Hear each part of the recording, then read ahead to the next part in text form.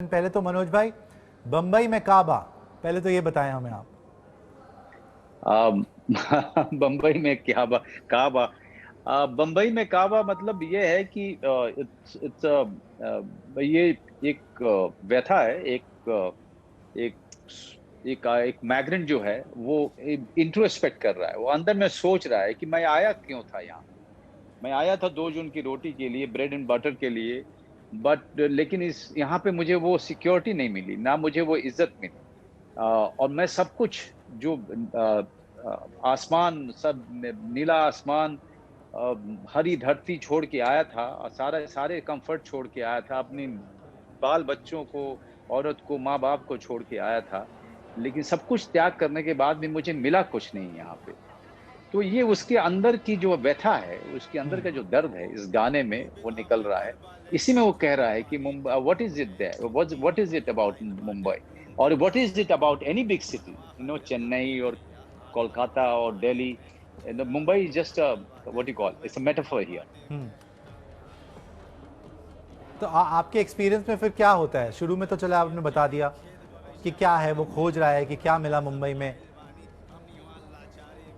जी, आप में हमारे एक्सपीरियंस में क्या हुआ, हमारे एक्सपीरियंस में ये है कि सच्चाई ये है कि कोरोना काल में मजदूर का इतना बड़ा जो वापस एक्सोडस हुआ, जो हमारे हिंदुस्तान के इतिहास ने पार्टीशन के बाद नहीं देखा था, ये हुआ।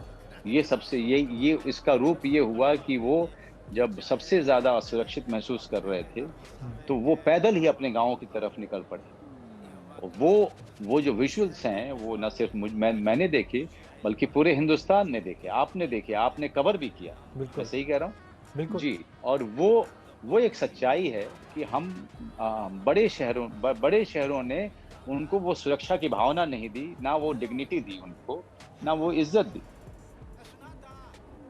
बिल्कुल बिल्कुल। अनुभव, अभी जैसे मनोज भाई बात कर रहे थे, लोकसभा में आज बोला गया कि कोई डेटा भी नहीं है कि माइग्रेंट्स कितने, उनकी डेथ हो गई ये पलायन करते हुए, कहाँ कहाँ से गए बड़ी सिटीज़ में। तो ये थोड़ा अजीब सी बात लगती है सुनने में भी।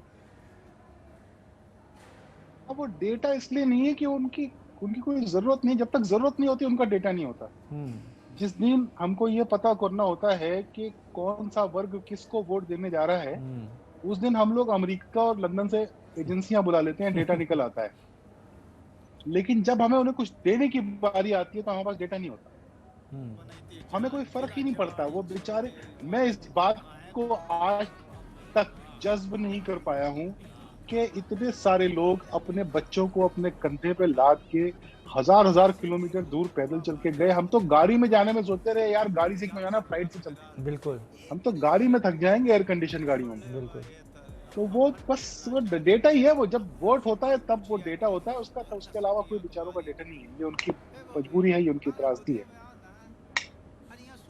अच्छा, ये आइडिया कहाँ से आया? ये क्या आपने तब सोचा जब कमेंट्स आने लगे कि मुंबई पाकिस्तान ऑक्यूपाइड कश्मीर जैसा बन गया है? क्या आप लोगों ने तब सोचा कि हम मुंबई के ऊपर कुछ बनाएं? आइडिया कहाँ से आया मनोज वाजपेयी रैप करते हुए? अरे नहीं भाई, तो कैसे बना, ये कैसे बना? नहीं इतना न्यूज चैनलों पे जो चल रहा होता है उसको इतना सीरियसली नहीं लेना चाहिए, नहीं तो आदमी परेशान हो जाएगा। ये तो बहुत पहले, ये न्यूज चैनल पे बोल रहा हूँ, ये तो बहुत पुराना मेरा ड्रीम था माइग्रेंट्स पे एक गाना बनाने का भोजपुरी में। बहुत पुराना, 7-8 साल पुराना। और कभी कोई कवि नहीं मिलता था, कभी धन नहीं होता था, कभी टाइम नहीं होता था। और कोई चीज जब होनी होती है तभी होती है, ऐसा कहते हैं, हालांकि इस बात का कोई मतलब नहीं। तो वो अचानक ऐसा हुआ कि डॉक्टर सागर से मुलाकात हो गई, उन्होंने बहुत बढ़िया लिख दिया, अनुराग ने, साइकिया ने बहुत अच्छा कंपोज कर दिया।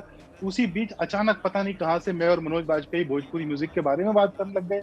सुबह सुबह 7:30 बजे मैंने कहा गाना सुनो। तो ये प्रोविडेंस है कि ये हो गया बहुत। लेकिन ये ऐसा नहीं कि किसी एक व्यक्ति विशेष ने या किसी एक वाक्य विशेष ने मुझे प्रोत्साहित किया। ये बहुत पुराना था जो अब ज्यादा रेलेवेंट हो गया। बिल्कुल। और मनोज, आपके लिए रैप करना भोजपुरी में बहुत पसंद कर रहे हैं लोग भी, और नए अंदाज में दिखे आप। पूरा एक्सपीरियंस इसका बताएं। आप देखिए, पहली बात तो ये कि जब अनुभव से बात हुई तो उसने कहा कि तुम ही गा दो। हाँ। और फिर मुझे लगा कि बहुत ही सीरियस कुछ गाना पड़ेगा। फिर उसने कहा नहीं नहीं नहीं, इसको हम रैप की तरह से करेंगे, और तुम आ जाओ, हम लोग इसको देखते हैं कि कैसे कर सकते हैं।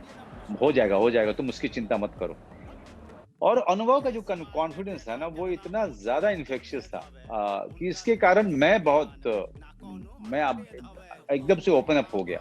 तो मेरे अंदर में जितनी सारी जो हिचकिचाहट थी कुछ चीजों को लेकर के या अपने आप को उस दिशा में खोलने को लेके, वो मैं जो कर पाया। और फिर अनुभव ने जिस तरह के अनुभव और विशाखा जो कॉस्ट्यूम, जिस तरह के लुक तैयार किए इन्होंने, जितने कॉन्फिडेंस के साथ ये लोग